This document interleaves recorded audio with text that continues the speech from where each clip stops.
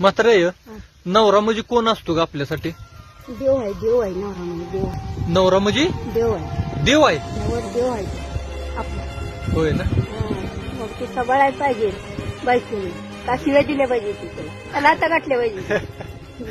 त्याच्या जीवावर आपण जगायचंय. आयला मात्र एकाच वाक्यात ही केलंच बघ तू, मनच जिंकलंस. नवरा म्हणजे देव आहे. देवच आहे. पण नवरा बी तसा पाहिजे ना, बायको बी तशी. म्हणजे नवरा राम आणि नवऱ्यानं किती बी मारलं, जीव जरी मारलं तर त्या बायकोने मेलच पाहिजे.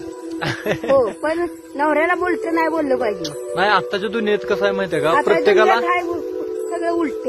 प्रत्येकाला राम पाहिजे, प्रत्येकाला सीता पाहिजे, पण तसं वागतच नाही ते ना. नाही नाही पहिलं हे असंच होतं आहे का नाही असं सगळं. होतं. हो, आता सगळं बदललं. आता आई बाप म्हणायचा लेख नांदली तर बरं नाही, मेलेली बरी. ती दुसऱ्या करून दुसरी तर पोर बाळ होते. काय करायचं तिला का घरात ठेवायच्या वेळानं कशाला. आणि आई बापाच्या माघारी कोण आहे? कोण आहे का नाही? कोणच नाही. मग बस होऊन बस बोंबलं.